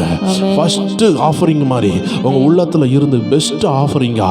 பிரச்சனை தானே, 1000 பிரச்சனை வரலாம், 1000 பிரச்சனை வரலாம். இது மண்ணான மனுஷன், என்னைக்குனாலும் மண்ணுக்கு போக போறான். அதுக்கு இடையில என் நாசில சுவாசம் ஓடுகிற வர என் தேவனை நான் அறகுறைய ஆராதிக்க மாட்டேன். இந்த பிரச்சனை மத்தியில முழு உள்ளத்தோடு ஆராதிப்பேன் ஒரு தீர்மானம் எடுத்து பாருங்க. அந்த முழு உள்ளத்தோடு துடிக்கும் பொழுது, அந்த முழு உள்ளத்தோடு துதிக்கும் பொழுது ஆவியானவர் உங்களோடு பேசுவாரு. ஏன் அந்த பிரச்சனைன்னு பேசுவாரு, அது எப்படி மறையும்னு பேசுவாரு, அது எப்படி உன்னை ஆசீர்வதிக்கும்னு பேசுவாரு, அந்த பிரச்சனை எப்படி உயர்த்தணும் பேசுவாரு, அதுல இருந்து எப்படிப்பட்ட விடுதலை உனக்கு வரப்போகுதுன்னு பேசுவாரு. நீங்க உங்களுக்கு மட்டும் ஆசீர்வாதமா இருக்க மாட்டீங்க, நீங்க ஊருக்கே ஆசீர்வாதமா இருப்பீங்க. ஏன்னா நீங்க கர்த்தர் சமூகத்துல வந்து கேட்டதுனால கர்த்தர் அந்த போராட்டத்தின் ரகசியத்தை வெளிப்படுத்துவாரு. ஆமென். நீங்க ஊருக்கே ஆசீர்வாதமா மாறுவீங்க. இன்னைக்கு இந்த அருமையான பிரேயர் டைம் ஊழியத்தை நீங்க பார்த்து கொண்டிருக்கிறீங்க. இந்த ஊழியத்துக்கு பின்னாடி சில தேவதாசர்களுடைய கண்ணீர் உண்டு, தேவதாசியினுடைய கண்ணீர் உண்டு. 30 வருடங்களுக்கு முன்பதாக டியூபர்குலோசிஸ் வியாதியில செத்து போகிற நிலைமையில இருந்த ஒரு அருமையான மனிதனை தேவன் தொட்டதுனால தான் இன்னைக்கு இந்த ஊழியத்தை செய்யறதுக்கு கர்த்தர் அடியனுக்கு உதவி செய்திருக்கிறாரு. இன்னைக்கு இது சாதாரணமான ஊழியம் இல்லை, இது தேவன் அழைத்தாரு. தேவன் அறியாத ஒரு குடும்பத்தில் இருந்து தேவன் இந்த ஊழியத்தை தொடங்கினாரு. தேவன் அப்படிப்பட்ட ஒரு நபரை தான் தேர்ந்தெடுத்தாரு. 30 வருஷத்துக்கு முன்னாடி மரண வியாதியில இன்னும் செத்து போயிருவேன், இன்னும் சில நாள் தான் இருக்குன்னு சொல்லுகிற அந்த இடத்துல கர்த்தருடைய ஆவியானவர் ஆமென் தொட்டதுனால தான் இந்த ஊழியம் இன்னைக்கு இருக்கிறது. தேவ பிள்ளையே, நீ எந்த வியாதியில இருந்தாலும் அந்த வியாதியை மாத்த அவர் வல்லமை உள்ளவர். நீ எந்த கடன்ல இருந்தா அந்த கடனை மாத்த வல்லமை உள்ளவர். நீ எந்த கஷ்டத்துல இருந்தாலும் அதை ஆனந்த களிப்பாய் மாத்த வல்லமை உள்ளவர். நீ செய்ய வேண்டியது ஒன்னே ஒண்ணுதான், அவர் என்ன சொல்லுகிறாரோ அதை மட்டும் செய்யும் என்று ஆண்டவர் உங்களை பார்த்து பேசிக்கொண்டு இருக்கிறார். அவர் என்னன்னாலும் சொல்லலாம், எல்லாருக்கும் ஒரு விதமா சொல்ல மாட்டாரு, ஒவ்வொரு பேருக்கும் ஒன்னொன்னு சொல்லுவாரு. அதனாலதான் இந்த 100 நாள் ஜபத்துல ஒரு நாள் கூட மிஸ் ஆக கூடாது. ஏன் தெரியுமா? சில நேரம் ஆண்டவர் உங்களை பெயர் சொல்லி அழைப்பாரு. அந்த நேரம் தான் நீங்க அந்த மீட்டிங்ல அட்டெண்ட் பண்ணாம இருப்பீங்க. நீங்க அதனால உங்க உள்ளத்தின் ஆழத்துல இருந்து ஒரு டிசிஷன் எடுத்து இரவு 9 மணி பிறகு நான் ஆண்டவரை மட்டும் துதிப்பேன், செபிப்பேன் சொல்லி இந்த அருமையான சேனலோடு இணைந்து செபிங்க தேவ பிள்ளைகளே. ஜனங்களே, ஆண்டவர் உங்களை விடுதலையாக்குறதை நீங்கள் பார்ப்பீர்கள். ஆமென். சத்துருவானவன் எப்படி கிரியை செய்கிறான்?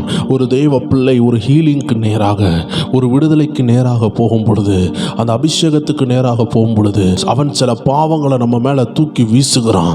அப்படி வீசும் பொழுது நம்ம மேல வரக்கூடிய அந்த டெலிவரன்ஸை அப்படியே தடுத்து விடுகிறான். தேவ பிள்ளையே, ஒரு வல்லமையான தேவ மனிதன் சொன்னாரு, எப்போல்லாம் நம்ம விடுதலைக்கு கிட்ட இருக்கிறோமோ அப்பெல்லாம் ஒரு பெரிய சோர்வு நமக்கு ஆளுகை செய்யும், ஒரு பெரிய ஏமாற்றம் போல இருக்கும்.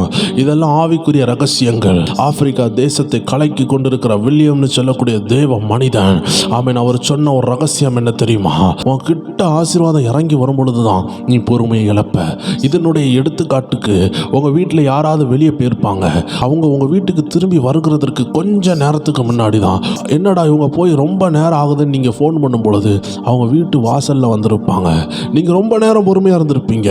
ஆனா அவங்க வீட்டுக்கிட்ட வந்த பொழுது தான் உங்களுக்கு ஃபோன் பண்ணணும் ஒரு தோணல் உண்டாகி நீங்க ஃபோன் பண்ணும் பொழுது, இவ்வளோ நேரம் காத்திருந்தோமே, இன்னும் கொஞ்சம் பொறுமையா இருந்தால் அவங்க வீட்டுக்குள்ளே வந்திருப்பாங்க. இதே போல பல சூழ்நிலைகளில் உங்க ஆசீர்வாதம் கிட்ட வரும் பொழுது தான் நீங்க பொறுமையை இழப்பீங்க. தேவ ஜனங்களே, இதுதான் சத்துருவின் ரகசியம். அதனால தான் எந்த சூழ்நிலையும் நம்ம பிசாசுக்கு இடம் கொடுக்கக்கூடாது. அவன் எப்போனாலும் நம்மளை தாக்கலாம். அப்போ நீங்கள் ரெடியாக இருக்கணும். விடுதலையை பெறணும்னு உள்ள தேவ ஜனங்களை சத்துரு முடக்கி போடுவான், சத்துரு சோர்ந்து போக பண்ணுவான். இதில் ஒன்றும் விடுதலை இல்லைன்னு ஒரு 3 நாள் ஜபத்தை கேட்காம ஆக்குவான், ஒரு 7 நாள் ஜபத்தை கேட்காம ஆக்குவான், ஒரு 10 நாள் விட்டுட்டு கேட்போன்னு ஆக்குவான். தேவ ஜனமே, கர்த்தர் 100 நாள் உனக்குள்ள ஒரு ஃபோர்ஸை கிரியேட் பண்ணிக்கிட்டு இருக்கிறாரு. 100 நாள் ஒரு தேவ வல்லமை உன் மேலே குடிக்கொண்டு இருக்கிறது. இந்த 100 நாள் தேவனுடைய ஆவியானவர் உன்னை விசேஷித்த ப்ராசஸுக்காக உன்னை அனாயிண்ட் பண்ணிக்கிட்டு இருக்கிறாரு, உன்னை பலப்படுத்தி கொண்டு இருக்கிறாரு. இந்த நேரத்தில் நீ உன்னைய வீக்காக்க கூடாது. ஒரு ஜாடிக்குள்ள அடி 1 லிட்டர் தண்ணி நிற்கணும், அதில் 3/4 லிட்டர் ஊற்றிட்டு இது 1 லிட்டர் நீ சொல்ல முடியாது தேவ பிள்ளையே. ஒரு ஜாடிக்குள்ள அடி 1/2 லிட்டர் தண்ணி இருக்கணும், அதில் 250 மில்லி லிட்டர் தண்ணியை ஊற்றிட்டு இது 500 மில்லி லிட்டர் நீ சொல்ல முடியாது தேவ பிள்ளையே. நீ 1/2 லிட்டராக மாற்றணும்னா அதில் 500 ml வரணும்னா அந்த 500 ml நீ ஊற்றி தான் ஆகணும். தேவன் உன்னை 100 நாள் ப்ராசஸுக்கு கூப்பிடுறாருன்னா நீ இந்த லைவ்ல கலந்து கொண்டு இருக்கலாம். 10 நாள் நீ அட்டன் பண்ணாமல் இருக்கலாம். தேவ ஜனமே, அனுதினமும் இந்த லைவ் முடிகிற வரைக்கும் அந்த 100 நாள் வரைக்கும் அட்டன் பண்ணிட்டு, எதெல்லாம் நீ அட்டன் பண்ணலையோ அதை நீ திரும்பி போய் அட்டன் பண்ணலாம். ஒரு நோட்டில் எழுதி வச்சு நீ கவனமாக அட்டன் பண்ணும் பொழுது தேவன் உன் மேலே வச்ச திட்டத்தை நீ மிஸ் பண்ண மாட்டேன். ஏன் தெரியுமா? தேவனுடைய திட்டம் உன் வாழ்க்கையில் வெளிப்படுகிறதற்கு ஆண்டவர் ஒரு 100 நாள் தாராருனா அதை பெர்ஃபெக்டாக யூஸ் பண்ணணும். தேவ ஜனமே, உன் கையில் 99 ரூபா வந்துட்டு ஆனால் அந்த 1 ரூபா மிஸ் ஆனாலும் அது 100 ரூபா ஆகாது. இதே போல தான் ஆண்டவர் உன்னை ஒரு வித்தியாசமான காரியத்திற்கு அழைக்கிறாரு. அந்த சங்கிலிகள்ல இருந்து வெளியே கொண்டு வரணும்னு நினைக்கிறாருனா நீ ஆண்டவர் சொன்ன வார்த்தைக்கு உன்னை தாழ்த்தி கீழ்ப்படிந்து ஜெபிப்பாயானால், தேவ திட்டத்திற்கு உன்னை ஒப்பு கொடுப்பாயானால் அதை யாராலையும் தடுக்க முடியாது. இன்னைக்கு ஆண்டவர் நம்மளை பார்த்து பேச போற விஷயம் என்ன தெரியுமா? சத்துருனுடைய தந்திரங்களுக்கு நம்ம கவனமா இருக்கணும். வேத வசனம் சொல்லுகிறது, ஆண்டோடைய வார்த்தை 2 கொரிந்தியர் 2வது அதிகாரம் 11வது வசனத்தில் ஆண்டோடைய வார்த்தை சொல்லுகிறது, அவனுடைய தந்திரங்கள் நமக்கு தெரியாதவைகள் அல்லவே. தேவ ஜனமே, பிசாசு வல்லமை இழந்தவன் தான், சிலுவையில் அவன் தோற்கடிக்கப்பட்டவன் தான், ஆனால் அவன் தந்திரசாலி. அவனுடைய தந்திரங்களை நீங்க கண்டுபிடிக்க வேண்டும். அதனால தான் வேத வசனம் சொல்லுகிறது, 1 யோவான் 3:8 ஆண்டோடைய வார்த்தை சொல்லுகிறது, பிசாசுனுடைய கிரியைகளை அழிக்கும்படிக்கு தேவனுடைய குமாரன் வெளிப்பட்டார். பிசாசுனுடைய கிரியைகளில் ஒன்றுதான் அவனுடைய தந்திரம். அவனுடைய தந்திரம் மோசமான தந்திரம். அது ஆதாமையும் ஏவாளையும் வஞ்சித்த தந்திரம்.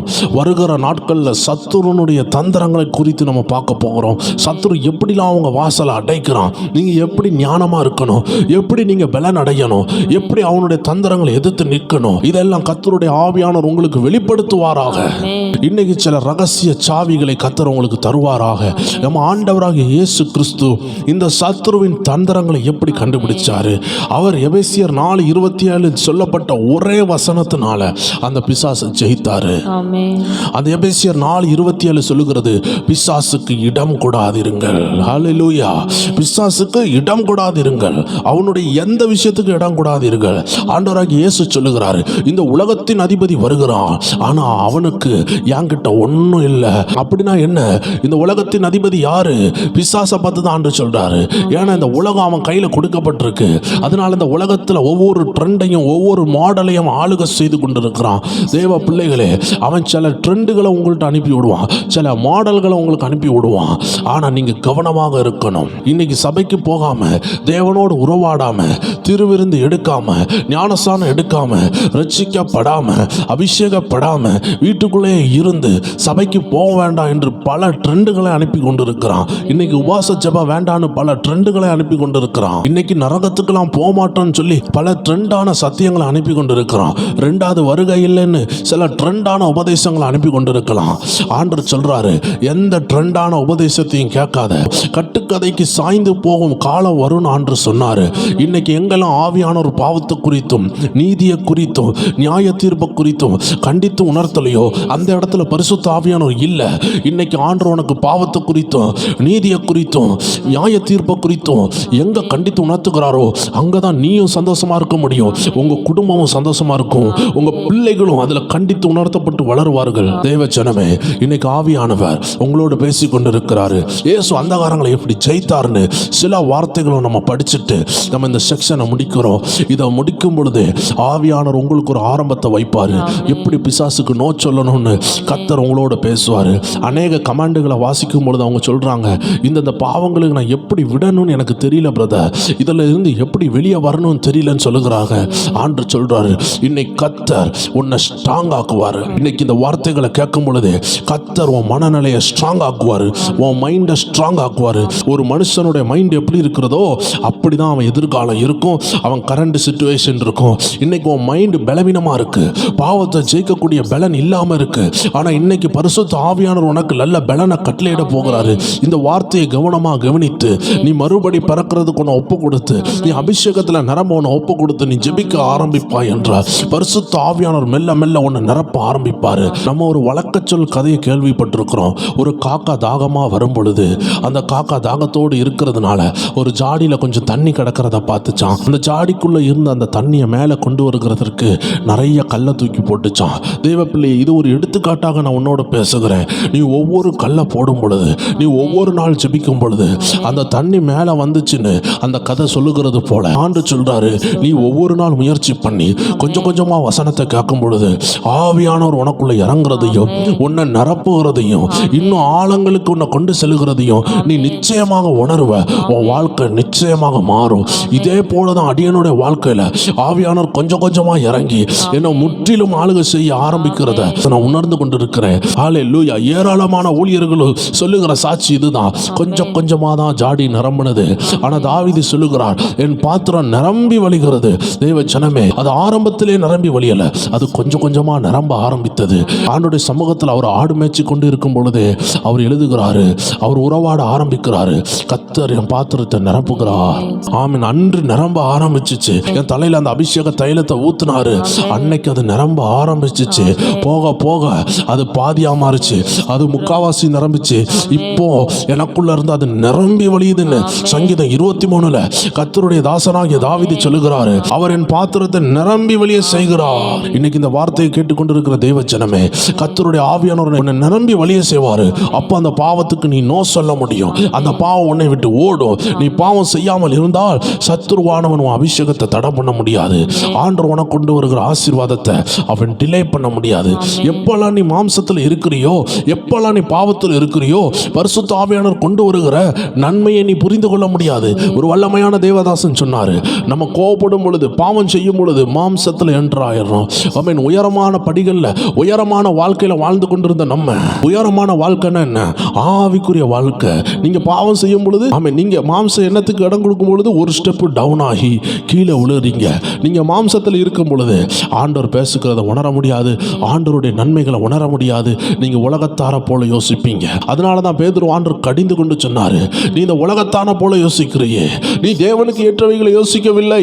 தேவனுக்கு ஏற்றவைகள்னா என்ன? தேவன் ஆவியாக இருக்கிறாரு, ஆவிக்குரிய விஷயங்களை யோசிக்கணும். வேத வசனங்கள் எல்லாம் ஆவியாயும் ஜீவனாயும் இருக்கிறது. அதனால வேத வசனங்களை யோசிக்க சொல்றாரு. ஆண்டவர் சொன்ன தீர்க்க தரிசனங்களை யோசிக்க சொல்றாரு. நம்ம தாமதத்தை குறித்து ஆவியானவர் எத்தனையோ வார்த்தைகள் பேசி இருக்கிறாரு. நம்ம தடைகளை குறித்து எத்தனையோ வார்த்தைகளை பேசி இருக்கிறாரு. அதெல்லாம் மெடிடேட் பண்ண சொல்லுகிறாரு, அதெல்லாம் தியானிக்க சொல்லுகிறாரு. ஆனா நம்ம என்ன செய்வோம்? அதை விட்டுட்டு மாம்சத்தில் யோசிக்க தொடங்கிடுவோம், கவலைப்பட தொடங்குறோம். அதனால தான் ஆண்டு சொல்றாரு, நீ மனுஷன் யோசிக்கிறது போல யோசிக்காத. யோசிக்கிற, ரத்தமும் மாமிசமும் யோசிக்கிறது போல யோசிக்கிற. ஆண்டவருக்கு பிரியமானது என்ன தெரியுமா? மாம்சமும் ரத்தமும் அல்ல, இதை கர்த்தர் வெளிப்படுத்தினார்னு அதே பேதுருவை பார்த்து ஆண்டவர் சொன்னாரு. அப்படிப்பட்ட ஒரு வாழ்க்கையை வாழதான் ஆண்டவர் அழைக்கிறாரு. எந்த சூழ்நிலையும் மாம்சம் உங்கள்கிட்ட பேசக்கூடாது, கர்த்தருடைய ஆவியானவர் பேசணும். மாம்ச சிந்தனையிலிருந்து ஒரு ஆலோசனை வருகுதுன்னா அது பிசாசனுடைய ஆலோசனையா இருக்கும், அது சொந்த ஆலோசனையா இருக்கும். சொந்த ஆலோசனை ஆபத்து, பிசாசின் ஆலோசனை ஆபத்து. வேதம் சொல்லுகிறது, மனுஷனுக்கு செம்மையா தோன்றுகிற வழிகள் உண்டு, அதனுடைய முடிவு மரணம். ஆண்டவர் சொல்லுகிறார், பேதுருக்கு மாம்ச சிந்தனையிலிருந்து பிசாசு பேசினா, அதனாலதான் ஆண்டவர் கடிந்து கொள்ளுகிறார், என் பின்னாக போ சாத்தானே. பேசினது பேதுரு தான், ஆனால் ஆண்டவர் கடிந்து கொண்டது பேதுருக்கு உள்ளே இருந்து கிரியை செய்த அந்த அசுத்தாவியை. அவன் மாம்ச சிந்தனையில யோசித்ததுனாலதான் அப்படிப்பட்ட அசுத்தாவி கிரியை செய்துன்னு சொல்லி ஆண்டவருடைய வார்த்தை அழகா சொல்லுகிறது.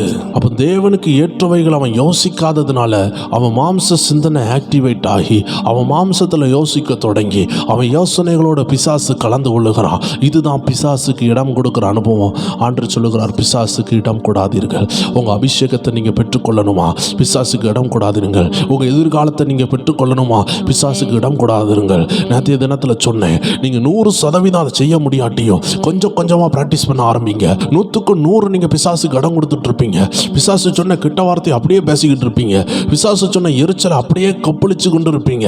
இப்போ உங்க வாழ்க்கை மாற ஆரம்பிக்குதுன்னா கொஞ்சம் கொஞ்சமா அந்த மாம்ச சுபாவம் மாறுகிறதுக்கு நீங்க இடம் கொடுத்தீங்கன்னா மிக விரைவில் உங்க ஆசீர்வாதத்தை பார்ப்பீங்க. கானா ஊர்ல திராட்சை ரசம் குறைஞ்ச போது மரியாளம்மா என்ன தெரியுமா சொன்னாங்க? அவர் என்ன சொல்லுகிறாரோ அதை செய்யுங்க. தெய்வ பிள்ளைகளே, அவர் 6 கற்சாடியை எடுன்னு சொல்லும் பொழுது இவங்க அந்த 6 கற்சாடியை எடுக்க தாமதித்தால் அவங்க அற்புதம் தாமதமாகும். அந்த 6 கற்சாடியில தண்ணியை ஊத்துங்கன்னு சொல்லும் பொழுது அந்த தண்ணியை ஊத்துறதுக்கு தாமதித்தால் ஆமென், அவங்க அற்புதம் தாமதமாகும். தேவன் என்ன சொல்லுகிறாரோ அதை செய்ய நீங்க தாமதிக்கிறதுக்கு தான் சாத்தானுடைய தந்திரம். அதுக்கு உபயோகப்படுத்துகிறது தான் மாம்ச சிந்தனை. அதனால தான் மாம்சத்தை ஜெயிக்கிறதுக்கு, மாம்ச இச்சைகளை ஜெயிக்கிறதுக்கு கர்த்தர் உங்களை ஒரு நேரம் உபாசம் இருந்து ஜெபிக்க வைப்பாரு. ஏன்னா சில வகையான பிசாசு உபாசத்தினாலும் ஜபத்தினாலும் போவாது. அது உங்க மாம்சத்தை டார்கெட் பண்ணி அதை ட்ரிகர் பண்ணும். மாம்ச எண்ணங்களை ட்ரிகர் பண்ணி மாம்ச எண்ணங்களை யோசிக்க வைத்து தேவனுக்கு பிரியமில்லாததை யோசிக்க வைக்கும். தேவனுக்கு பிரியமில்லாத யோசிக்கும் பொழுது ஆவியானவர் தூரமாக போவார்.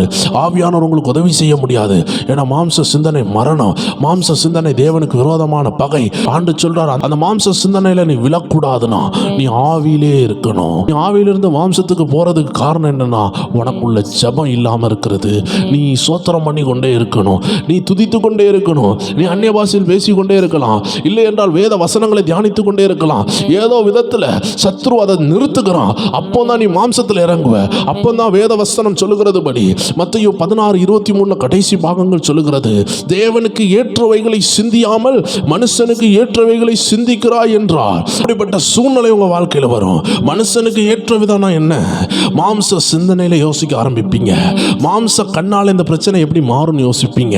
அப்போ அவிசுவாசம் கூடும், உபத்திரவம் கூடும். தெய்வ பிள்ளைகளே, ஆண்டவராகிய இயேசு 40 நாள் உபாசத்தில் இருக்கும் பொழுது லூக்கா 4:3 முதல் பரிச்சை வருகிறது. ஆண்டவராகிய இயேசு கிறிஸ்து 40 நாள் உபாசத்தில் இருக்கும் பொழுது லூக்கா 4:3 இப்படியாக சொல்லுகிறது. வாசிக்க கேட்போம். அப்பொழுது பிசாசு அவரை நோக்கி, நீர் தேவனுடைய குமாரனே ஆனால் இந்த கல் அப்பமாகும்படி சொல்லும் என்றான். ஆண்டவரை பார்த்து பிசாசு சொல்லுகிறான், இந்த கல் அப்பமாகும்படி செய்யும் சொல்லுகிறான். அவன் ஒரு சேலஞ்ச் வைக்கிறான், நீர் தேவனுடைய குமாரனே ஆனால் இந்த கல்லெல்லாம் அப்பமாகும்படி செய்யும் என்று சொல்லுகிறான். எப்படி பாருங்களேன், இன்னைக்கு உங்களை பார்த்து பிசாசு சொல்லுகிறான், நீ ஏசப்பா பிள்ளைன்னா உனக்கு ஏன் இந்த பிரச்சனை? இல்லை, நீ ஏசப்பாவை ஆராதிக்கிற, நீ சண்டே போற, நீ எவ்வளோ ஆண்டவரை ஆராதிக்கிற, உனக்கு ஏன் பிரச்சனைன்னு சொல்லும் பொழுது நீங்க சோர்ந்து போறீங்களா? இல்லை அவனை ஜெயிக்கிறீங்களா? அந்த சோர்வின் வார்த்தைக்கு நீங்க இடம் கொடுக்குறீங்களா? இல்லை என்றால் அவனை ஜெயிக்கிறீங்களா? ஆண்டவராகிய இயேசு அழகாக ஜெயிக்கிறார். லூக்கா 4:4 அவர் அழகாக சொல்லுகிறார், மனுஷன் அப்பத்தினால் மாத்திரமல்ல தேவனுடைய வாயிலிருந்து புறப்படுகிற ஒவ்வொரு வார்த்தையினால் பிழைப்பான்.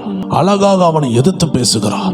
அழகாக அவனுக்கு இடம் கொடுக்காமல் அவனை விரட்டி எடுக்கிறார். தெய்வ பிள்ளையே, நம்ம எந்த நிலைமையில இருந்தாலும் சரி, நம்ம எந்த எளிமையில போனாலும் சரி, எந்த வியாதியில இருந்தாலும் சரி, லாசரோ போல தெருவில் கிடக்கிற ஒரு நிலைமை வந்தாலும் சரி, என்னைக்குமே நம்ம உள்ளத்தின் ஆழத்தில் புரிஞ்சு கொள்ளணும், நம்ம ஆண்டவர் நமக்கு தீங்கு செய்ய மாட்டார்.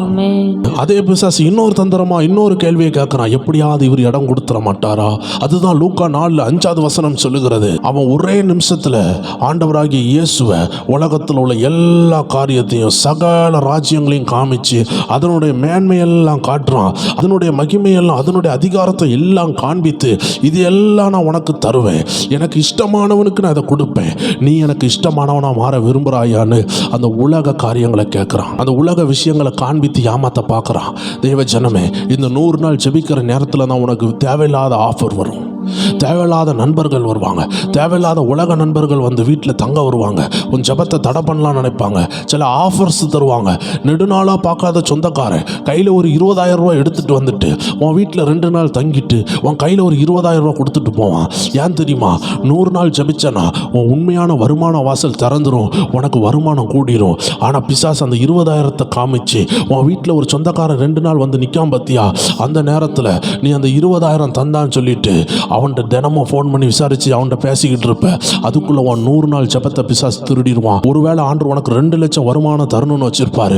உன் வீடை கட்டணும், உன் குடும்பத்தை எழுப்பணும்னு ஆண்டவர் பெரிய திட்டம் வச்சிருப்பாரு. ஆனால் சத்துரு சில அற்பமான விஷயங்களை கொடுத்து உன்கிட்ட விளையாடப்பட்டதை திருடணும்னு நினைக்கிறான். இந்த நேரத்தில் ஏசப்பா என்ன செஞ்சாரோ அதை தான் நம்ம செய்யணும். ஏசப்பா நோ சொன்னார், ஏசப்பா வேண்டான்னு சொன்னார். இதுதாங்க எபேசியர் 4:27 ஆண்டவருடைய வார்த்தை சொல்லுகிறது. பிசாசுக்கு இடம் கொடாதிருங்கள். ஆண்டவராகிய இயேசு நமக்கு முன்மாதிரியாக எந்த விதத்திலையும் சத்துருக்கு இடம் கொடுக்காம நின்னாரு. ஆண்டவராகிய இயேசு லூக்கா 4:8 சொல்லுகிறார், உன் தேவனாகிய கர்த்தரை பணிந்து கொண்டு அவர் ஒருவருக்கே ஆராதனை செய்வாயாக. அவன் சொல்லுகிறான், என்ன வணங்கு, என்ன பணிந்துகொள், உனக்கு எல்லாம் தாரேன். தேவச்சனமே, இந்த நாட்களில் நீ ஆண்டவரை விட்டு பின்வாங்க மாட்டேன், நீ கிறிஸ்துவை விட்டு வெளியே போக மாட்டேன். ஆனால் உன் வீட்டில் வந்தாங்க பார்த்தியா, அவங்கள தேவ மாதிரி நினைப்பேன். ஏன்னா அவங்க கொடுத்த அந்த 20,000 ரூபா உனக்கு தேனிலும் இனிமையாக மாறும். எந்த விதத்திலையும் உன் ஜபத்தையும் எந்த விதத்திலையும் உன் அபிஷேகத்தையும் நாசாக்க, உன் ஜப நேரத்தை நாசாக்குற யாரா இருந்தாலும் அந்த நேரத்தில் நீ ஒதுங்கி இருக்கணும். நம்ம சொந்தக்காரங்க வரக்கூடாதுன்னு நான் சொல்லலை. சொந்தக்காரங்க வந்தாலும் அந்த 1 hour நீ ஒதுங்கி போய் ஜெபிக்கணும். உன் ஜப நேரத்தை வீணாக்குகிற, உன்னை கட்டிலிருந்து வெளியே வர விடாம ஏதோ விதத்தில் ஒரு ஆசீர்வாதத்தை கொடுத்து உன்னை தடுக்கலான்னு பார்ப்பான். ஒரு நைட்டு ஜாபை கொடுத்து தடுக்கலான்னு பார்ப்பான். ஒருவேளை நீ நைட்டில் வேலை பார்த்தாலும் நீ காலையில் வந்து இந்த வசனத்தை கேட்கலாம், தப்பே கிடையாது. லைவ்ல தான் உன்னால் அட்டன் பண்ண முடியல, ஆனால் காலையிலேயாவது கர்த்தருடைய வார்த்தையை கேட்டு அந்த விடுதலையை பெற்றுக்கொள்ளணும். ஆண்டவராகிய இயேசு திரும்பியும் சோதிக்கிறான். லூக்கா 4:9 எப்படியாவது ஆண்டவராகிய இயேசு இடம் கொடுத்துட மாட்டாரா, எப்படியாவது திட்டத்தை தடுக்கலாமான்னு பார்த்தான். லூக்கா 4:9 ஆண்டவருடைய வார்த்தை சொல்லுகிறது, பிசாசானவன் ஆண்டவர் உயரமான ஒரு இடத்துக்கு கொண்டு போறான்.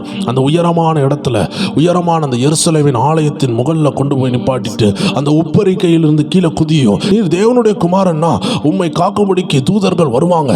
ஆமென். சில நேரம் தெய்வ பிள்ளைகளே, உலகம் சேலஞ்ச் பண்ணும், நீ ஆண்டவருடைய பிள்ளையா, நீ கிறிஸ்துவ பிள்ளையா, நீ ஆண்டவர் ஆராதிக்க தானே செய்ற, அப்ப ஏன் உனக்கு அற்புதம் நடக்கல, இந்த அற்புதத்தை செஞ்சு காட்டுன்னு நம்மளை பார்த்து கேட்கலாம்.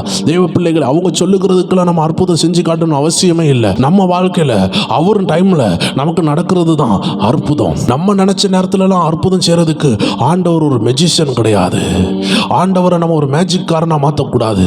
நான் ஒரு குறிப்பிட்ட அமௌண்ட் தரேன், எனக்காக வேலை செய்யுங்கன்னு சொல்லி அவர் ஒரு வேலைக்காரனாவும் நம்மளால மாற்ற முடியாது. அவர் ராஜாக்களுக்கெல்லாம் ராஜா. நம்ம மூச்சில் கை வைத்தார்னா நம்ம சுவாசம் நிற்கும். நம்ம ஒரு களிமண் என்பதை மறந்து போகக்கூடாது. தெய்வச்சனமே, அவர் நமக்கு ஜீவன் கொடுத்திருக்கிறாரு. அந்த நன்றி உணர்வு எப்போ நமக்குள்ள அத்து போகுதோ அப்பவுமே நம்ம ஆண்டவரை மறக்க ஆரம்பிக்கிறோம். தெய்வச்சனமே, உன் மூக்குல ஓடுகிற அந்த சுவாசத்தை மறந்து போகாத. கர்த்தர் கொடுத்திருக்கிறாரு. உனக்கு அழகான உலகத்தை பார்க்கறதுக்கு கண்ணை கொடுத்திருக்கிறாரு. எத்தனையோ பிள்ளைகளுக்கு கண் இல்லாமல் இருக்கிறது. அவங்கள்ட்ட போய் கேட்டு பாருங்க, அவங்க சொல்லுவாங்க, நீங்க பாக்கியவான்கள். ஹல்லேலூயா. கர்த்தர் உனக்கு கொடுத்ததை அவர் எடுத்தார்னா நீ கலங்கி போயிருவ. கர்த்தர் உனக்கு இலவசமா எத்தனையோ விஷயங்கள் கொடுத்திருக்கிறாரு. அது உன்னால நினைத்து கூட பார்க்க முடியாது. அதற்காக நீ நன்றி செலுத்தணும் தெய்வ பிள்ளையே. அதெல்லாம் சொல்றதுக்கு இப்போ டைம் இல்லை. ஆனால் நீ நன்றி செலுத்த வேண்டியது உண்மையான கடமை. ஆண்டவர் அந்த உப்பரிக்கையிலிருந்து கீழே குதிக்காம அதை எப்படி ஜெயித்தார் தெரியுமா? லூக்கா 4:12 ஆண்டோட வார்த்தை அழகா சொல்லுகிறது, உன் தேவனாகிய கர்த்தரை பரீட்சை பாராது இருப்பாயாக. எவ்வளவு அருமையான வரி. ஆண்டவர் எந்த விதத்திலையும் அந்த பிசாசின் போராட்டங்களுக்கு இடம் கொடுக்காம, அவன் சொன்னதை வச்சு அவர் மூவ் ஆகாம, அவர் கிரியை செய்யாம, அவர் தனக்குள்ள தேவன் கொடுத்த ஆவியின் வல்லமையினால அதை ஜெயித்தாரு. அதனாலதான் லூக்கா 4:1 சொல்லுகிறது, அவர் பிசாசினால் சோதிக்கப்படும்படி பரிசுத்த ஆவியினால் வனாந்தரத்துக்கு கொண்டு போகப்பட்டார். இன்னைக்கு நீங்க பரிசுத்த ஆவியினால் நிரப்பப்பட வேண்டும். பரிசுத்த ஆவியினால் நடத்தப்பட வேண்டும். பரிசுத்த ஆவியானவர் நிரப்பலையே நீங்க கவலைப்பட வேண்டாம். அந்நிய பாஷை கிடைக்கலைன்னு கவலைப்பட வேண்டாம். ஆவியானவர் நிரப்பி நிரப்பி நிரப்பி. அதனால தான் அந்த காக்காவுடைய எடுத்துக்காட்ட சொன்னேன். ஒவ்வொரு கல்லா போடணும். உடனே அந்நிய பாஷை கிடைக்காம இருக்கலாம், உடனே தீர்க்க தரிசனம் வராமல் இருக்கலாம். ஏன்னா ஆவியில நிரம்பினா மட்டும்தான் தீர்க்க தரிசனமும் அந்நிய பாஷையும் வரும் தெய்வச்சனமே. ஆவியில் ஆரம்பம் பண்ண உடனே வராது. அது கொஞ்சம் கொஞ்சமாக சோத்திரம் பண்ணி நீங்கள் ஆரம்ப விஷயத்தை செய்யணும். அநேகர் இன்னைக்கு அபிஷேகம் பெறலேன்னு கவலைப்படுறாங்களே தவிர ஆரம்ப விஷயம் என்ன செய்யணுமோ அதை செய்யாமல் இருக்காங்க. ஆரம்ப விஷயம் என்னவென்றால் சோத்திரம் பண்ணணும். அவங்க முழு உள்ளத்தோடு அவங்க சோத்திரம் அவங்க கண்ணில் கண்ணீர் வர வைக்கணும். உன் கண்ணில் கண்ணீர் வர வைக்காத ஒரு ஜெபம் அது உன்னையே தொடலை. அது எப்படி பிறரை தொடும் தெய்வச்சனமே? நீ அழாத ஜெபம் பிறரை எப்படி அழ வைக்கும்? நீ மனமகிழ்ச்சி ஆகலாம் உன் ஜெபத்தில். அப்போ எப்படி நீ பிறரை மனமகிழ்ச்சி ஆக்க வைப்ப? பிறரை மனமகிழ்ச்சி ஆக்க வைக்கிறது, பிறருடைய உள்ளத்தில் உள்ள காயங்களை நீங்கள் பேசும்பொழுது ஆத்துக்கிறதெல்லாம் உங்கள் வார்த்தையிலிருந்து பரிசுத்த ஆவியானவர் நிரம்பி வழிந்தால்தான் முடியும். அப்போ பரிசுத்த ஆவியின் நிறவு வந்தால் நீங்கள் ஜெபிக்கும் பொழுது நீங்களும் அழுவீங்க, உங்கள் மூலமாக அடுத்தவங்களும் அழுவாங்க. நீங்கள் பரிசுத்த ஆவியின் நிறைவை பெற்றால் நீங்கள் பேசும் பொழுது ஆவியானவர் பிறரை தொட்டு பிறருக்கு சமாதானம் வரும். ஆனால் ஆரம்ப நிலைமைன்னு சொல்லுகிறது நீங்கள் தான் அழணும். உங்கள் சோத்திரம் உங்களை அழ வைக்கணும், உங்கள் ஜெபம் உங்களை அழ வைக்கணும், உங்களை உடைக்கணும். இதுதான் ஃபர்ஸ்ட் ஸ்டேஜ். இன்னைக்கு அநேகர் அபிஷேகம் கிடைக்கல, என்னால் நிரம்ப முடியலன்னு கவலைப்படுறாங்க. நீங்கள் ஃபர்ஸ்ட் ஸ்டேஜ் செய்ய வேண்டிய கடமைகளை தேவ பிள்ளைகள் செய்யணும். துதிக்க ஆரம்பிக்கணும், உள்ளத்தில் ஆழத்திலிருந்து சோத்திரம் பண்ணணும். உங்கள் துதி உங்களை நிரப்பணும், தேவ பிரசன்ஸை ஃபீல் பண்ணணும், தேவன் உங்களை நிரப்புகிறத உணரணும்.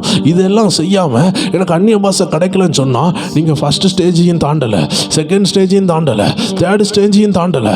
இப்போ நிரம்பி வழியணும்னு ஆசைப்படுறீங்க. ஆண்டவர் சொல்கிறார் ஃபர்ஸ்ட் ஸ்டேஜின்னு சொல்கிறது கா விசை, அரை விசை, முக்கா விசை, முழு விசை. அதுக்கு பிறகு தான் நிரம்பி வழிகிற அனுபவம். ஒரு ஜாடி கொஞ்சம் கொஞ்சமாக நிரம்புகிறது போல தான் ஆண்டவர் கொஞ்சம் கொஞ்சமாக நிரப்புவார். தேவ ஜனமே, இந்த ஆவியில் நிரம்பணும்னு நினைக்கிற நிறைய பேர் கொஞ்ச நேரம் நிரம்புவாங்க, அடுத்தது உலக விஷயத்தில் பிஸி ஆயிடுவாங்க. ஆண்டவர் சொல்றார், நீ என்னதான் உலக விஷயத்தில் பிஸி ஆனாலும் உன் ப்ரையாரிட்டி ஃபர்ஸ்ட் என்னவா இருக்கணும்? ஆண்டவர் என்னை நிரப்புங்கன்னு இருந்துச்சுன்னா அவர் உங்களை நிரப்புவார். நீங்கள் 100% என்னை நிரப்பணும்னு வைராக்கியம் பெற்றாதான், சோர்ந்து போகாமல் அந்த வைராக்கியத்தை காத்து கொண்டா மட்டும்தான் ஆவியானவர் நிரப்புவார். தெய்வ பிள்ளையே, சிலரெல்லாம் ஃப்ரீயாக நிரப்பப்படுவாங்க, அதை 2-3 நாளில் இழந்துருவாங்க, 2 வருஷம் பிறகு அபிஷேகத்தில் இழந்துருவாங்க. ஆனால் நீ காத்திருந்து பெறுற பத்தியா, அது கடைசி வரைக்கும் நிற்கும். அதனால தான் ஆண்டவர் காத்திருந்து கொடுக்குறாரு. சிலர்லாம் அபிஷேகம் வராததுனால என் மேலே வரல, அபிஷேகம் இல்லைன்னு சொல்ல ஆரம்பித்துட்டாங்க. ஆண்டவர் சொல்றாரு லூக்கா 4:1 பரிசுத்த ஆவியினால் வனாந்தரத்துக்கு கொண்டு போகப்பட்டார். பரிசுத்த ஆவியின் உதவி இல்லை என்றால் பிசாசுக்கு நீ இடம் கொடுப்ப. தேவன் நினைத்த ஆசீர்வாதம் வருகிறத பிசாசு தடை பண்ணிடுவான். அதனால தான் ஆண்டவர் சொல்லுகிறாரு பிசாசுக்கு இடம் கொடாதிருங்க. ஆமென். ஏசப்பா எப்படி பிசாசுக்கு இடம் கொடாமல் இருந்தாரோ, தேவ பிள்ளைகளே, ஆவியினால் நிரம்பி வசனத்தை தியானித்து உள்ளத்துல துதி என்ற ஆடையை பெற்றுக்கொண்டு நீங்க பிசாசை எதிர்த்து நிற்பீர்கள் என்றால் அவன் உங்களை விட்டு ஓடி போவான். வசனம் சொல்லுகிறது, பிசாசானவன் சோதனை எல்லாம் முடிந்த பின்பு சில காலம் அவரை விட்டு விலகி போனான். தேவ பிள்ளையை, நீ ஜெயிப்பா என்றால் சில காலம் அவன் உன்னை விட்டு விலகி போவான். அடுத்த பிரச்சனை வரும்போது தான் வருவான். அது வரைக்கும் உன் வாழ்க்கை ஸ்மூத்தாக இருக்கும். நீ ஒரு பிரச்சனையை டீல் பண்ண வேண்டியது இருக்குது. நீ டீல் பண்ணி முடிச்சிட்டனா உன் எதிர்காலம் திறந்துடும். நீ டீல் பண்ணி முடிச்சிட்டனா அந்த வேலை கிடச்சிரும். அதை டீல் பண்ணுகிறதுக்கு ஆண்டவராகிய இயேசுவுக்கு 40 நாள் ஆனது. அவர் 40 நாள் உபாசத்தோடு ஜெபத்தோடு இந்த பிசாசின் கிரியைகளை டீல் பண்ணி ஜெயித்தாரு. வசனம் சொல்லுகிறது, அந்த 14வது வசனத்தை வாசித்து பாருங்க. பின்பு இயேசு ஆவியானவருடைய பலத்தினாலே கலிலேயாவுக்கு திரும்பி போனார். அவருடைய கீர்த்தி சுற்றிலும் இருக்கிற தேசம் எங்கும் பரவிட்டு. தேவ பிள்ளைகளே, நீங்க ஆவியில் இந்த 100 நாள் ஜெபித்தீங்கன்னா இயேசு கிறிஸ்துக்கு ஒரு 40 நாள் தேவைப்பட்டது. தேவ ஜனமாகிய நமக்கு ஒரு 100 நாள் ஆண்டு தந்திருக்கிறாரு.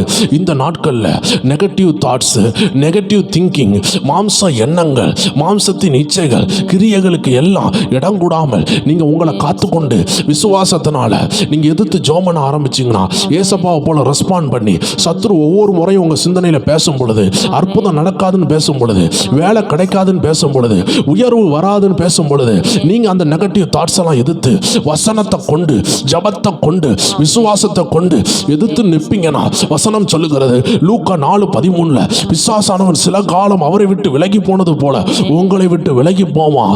அந்த விலகிற நாட்கள் ஒரு 2 வருஷமா இருக்கலாம், ஒரு 3 வருஷமா இருக்கலாம். அதுக்குள்ள உங்க பிசினஸ் எழும்பிடும், அதுக்குள்ள உங்க சுக வாழ்வு துளிர்த்திடும். உங்களை ஆண்டு அதிசயத்தை காண பண்ண வச்சிருவாரு.